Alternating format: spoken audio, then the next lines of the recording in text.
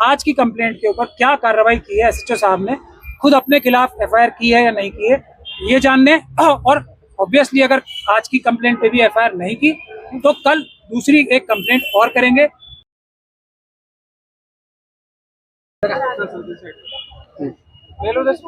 कल डॉक्टर रितु के ऊपर जो हमला हुआ था उसकी उन्होंने ये एक कंप्लेंट की थी एसएचओ साहब। अभी तक एसएचओ साहब ने उस पर एफआईआर दर्ज नहीं की। ये एफआईआर दर्ज ना करना धारा 4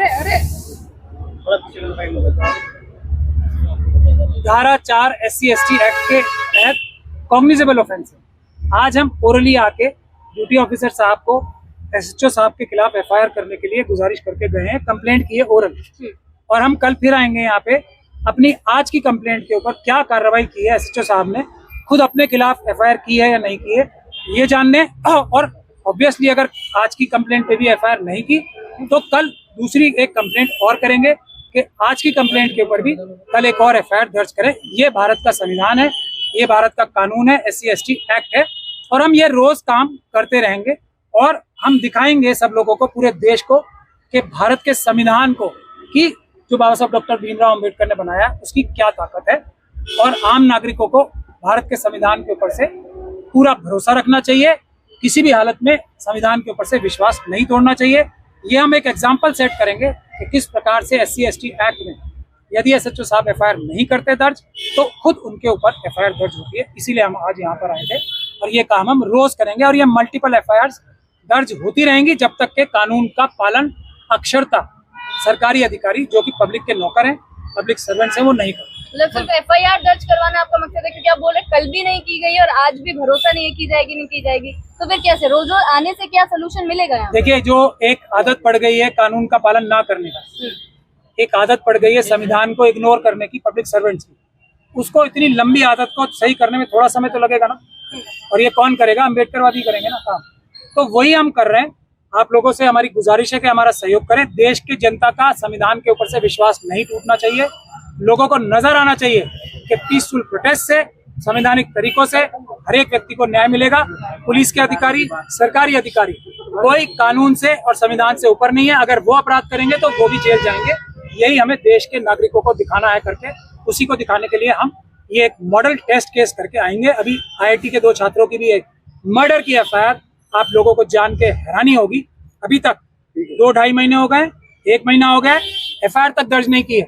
तो उसमें भी हम SHO साहब के खिलाफ, DCP साहब के खिलाफ एफआईआर दर्ज कराएंगे और इसी प्रकार से उसको भी हम फॉलो। सर, अभी देखा गया है आप लोगों को रोका जा रहा था, पुलिस की बदतमीजी हुई है यहाँ पर। कोई बात नहीं, इतनी छोटी बहुत ही, अब इतने लंबे सालों का जो आदत पड़ी हुई है, इन बातों पे हम ध्यान नहीं दे रहे हैं। छोटी मोटी धीरे धीरे करके आदत पड़ेगी पुलिस को भी, कि उनको ये पता लगे कि जो आम नागरिक हैं उनके मालिक है और वो देश की जनता के नौकर हैं, यानी कि पब्लिक सर्वेंट है। ये धीरे धीरे करके आदत पड़ेगी। फिर आपने देखा ना, जैसे ही हमने उनसे गुजारिश की फिर उन्होंने हमें जाने दिया, रिस्पेक्टफुली बात की। लेकिन हमारी लड़ाई उनसे नहीं है ना, हमारी लड़ाई संवैधानिक है, कानूनी है। उनको कानून का पालन करना है, हमें भी कानून का पालन करना है। यही हमारी लड़ाई है और कोई हमारी किसी से लड़ाई नहीं। डॉक्टर रितु के साथ क्या घटना हुई उसके बारे में जरा एक बार। डॉक्टर रितु इस बात को बार बार बता चुकी है, मैं भी बार बार बता चुका हूँ कि डॉक्टर रितु को पायल तड़वी, रोहित बेमुला, चंद्रशेखर प्रोफेसर जो जम्मू के थे, उनकी तरह मजबूर किया जा रहा था कि वो भी आत्महत्या कर दें। चार्जशीट फाइल हो गई, ये साबित हो गया कि प्रिंसिपल साहिबा ने पुलिस की नज़र में इतना बड़ा अपराध किया है, उसके बावजूद भी उनका अरेस्ट ना होना, इसके बावजूद भी पुलिस का उनकी मदद करना, इसके बावजूद भी उनको वाइस चांसलर द्वारा उनके पद से ना हटाना, इसके बावजूद भी RSS और BJP का उनको सपोर्ट करके पुरस्कार देना जो कि सरकार चला रहे हैं, इसके बावजूद भी जो प्रिंसिपल्स एसोसिएशन है दिल्ली यूनिवर्सिटी की, उनको अपना एक चार्जशीटेड प्रिंसिपल को जो फोर्जरी करते हुए चार्जशीटेड है, उनको अपना जनरल सेक्रेटरी चुनना, ये इस देश में जो हो रहा है इसी को हाईलाइट करने के लिए हम लोग संघर्ष कर रहे हैं। ये सिर्फ डॉक्टर रितु के साथ नहीं हो रहा है, ये पूरे देश में हर एक पढ़े लिखे SC/ST के व्यक्ति के साथ हो रहा है, OBC के व्यक्ति के साथ हो रहा है, माइनॉरिटी के व्यक्ति के साथ हो रहा है, महिलाओं के साथ भी हो रहा है। उन सभी को न्याय दिलवाने के लिए ये लड़ाई मिशन सेव कॉन्स्टिट्यूशन ने डॉक्टर रितु को एक रोल मॉडल बना के शुरू की है। आप सभी से हमारी गुजारिश है, इस संवैधानिक लड़ाई में पीसफुल प्रोटेस्ट करके हमारा सहयोग करें। डॉक्टर रितु के प्रोटेस्ट को क्या खत्म करने के लिए कोई प्रेशर बन रहा है क्या ऊपर से? कल का हमला जो हुआ है, मैंने बताया ना, पहले आत्महत्या करने पे तो मजबूर नहीं कर पाए इस आयरन महिला को, आयरन लेडी को, तो डायरेक्ट हमला करके जान से मारने की कोशिश कर रहे हैं। कभी तो डरेगी, कभी तो बीमार होके मरेगी, कभी तो इसको हम हमला करके ही मार देंगे। ये हो रहा है। और ये मोदी जी बेटी बचाओ बेटी पढ़ाओ का जो झूठा नारा लगाते हैं उसकी प्रकाष्ठा है कि उन्हीं के संगठन आरएसएस ने इस ऐसी प्रिंसिपल को पुरस्कार दिया है। अभी टीचर्स डे में पुरस्कार दिया है, कितने शर्म की बात है। और उन्हीं के जो प्रिंसिपल्स हैं, प्रिंसिपल्स कैसे वोट देते हैं हमें सबको पता है, सरकारी अफसर हैं तो सरकार के दबाव में ही वोट देते हैं। उनको मजबूर किया है कि ऐसे प्रिंसिपल को जो चार्जशीट है फोर्जरी में उसको जनरल सेक्रेटरी बनाए। तो ये मोदी जी की डायरेक्ट वर्धस से हो रहा है सब कुछ। ऐसा नहीं है कि हमारे प्रधानमंत्री जी को आईबी रिपोर्ट नहीं देती होगी, ऐसा नहीं है कि दिल्ली पुलिस उनको रिपोर्ट नहीं देती होगी। हर सुबह आईबी की रिपोर्ट जाती है ना।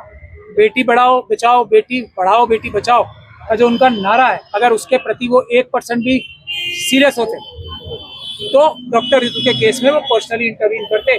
G20 में वहाँ पे और बहुत सारी दूसरी जगह जो वो जाम छलका रहे हैं अच्छे अच्छे कपड़े पहन के, वैसा काम नहीं करते। डॉक्टर ऋतु की सुरक्षा को लेकर भी कोई आश्वासन मिला आप लोगों को? प्रशासन के द्वारा प्रोटेस्ट के दौरान उनको सुरक्षा दी जाएगी? देखिए, जब मारने वाले वही हैं और पुलिस पे दबाव, अगर पुलिस को निष्पक्ष रूप से काम करने दिया जा रहा हो तो अब तक डॉक्टर ऋतु को तो राउंड द क्लॉक सिक्योरिटी होती ना। उनका तो अधिकार ये 2 साल से है जो उनको नहीं दिया गया। और दिल्ली पुलिस की स्पेशल सेल ने एक झूठी रिपोर्ट फाइल की ताकि उनके ऊपर दबाव बना रहे, उनको हत्या करने की कोशिश का मौका दिया जाता रहे इस प्रिंसिपल को और उसके जो को कॉन्स्पिरेटर्स हैं। और अब उन को कॉन्स्पिरेटर्स में वाइस चांसलर साहब और जो प्रॉक्टर साहिबा है उनका नाम भी जुड़ गया है। अब उनके खिलाफ भी पूरे सबूत आ चुके हैं कल की घटना के बाद। तो आप समझ सकते हैं कि उनको सुरक्षा ना देना तो इस साजिश का हिस्सा है ना, जिसमें स्पेशल सेल दिल्ली पुलिस भी शामिल है। नेशनल वाले लाइट जला लो यार, तुम्हारा बजट ज्यादा है। में अंदर ये अपराध हुआ है और उनकी लाइफ लिबर्टी को प्रोटेक्ट किया जाए एज पर लॉ। और उसमें हमें जो लीगल प्रोटेक्शन है वो विक्टिम को दिया जाए जो प्रोफेसर ऋतु है। और एक बार अगर भूकंप आ जाए तो दोबारा आने की बड़ी प्रबल संभावना होती है। अगर एक बार किसी नागरिक पर हमला देश की राजधानी में इतने वीआईपी एरिया में हो जाए तो दोबारा होने की बहुत बड़ी संभावना है। तो हमें पुलिस ने ये कहा है कि ऑलरेडी एसीपी अलका आजाद इसमें जांच कर रही है और इन्वेस्टिगेशन चल रहा है और वो आज ही मौके पे गई थी और बहुत जल्दी दोषियों के खिलाफ कार्रवाई होगी। और पुलिस ने दिया है, हमारी तरफ से महमूद पराचा साहब ने बात कही है सब वकीलों के साथ में कि everyday we shall come to the police that what action has been taken against the atrocities committed against professor Ritu के खिलाफ जो अपराध हुआ है उनमें पुलिस क्या मदद करेगी। बहुत जल्दी हम आशावान हैं।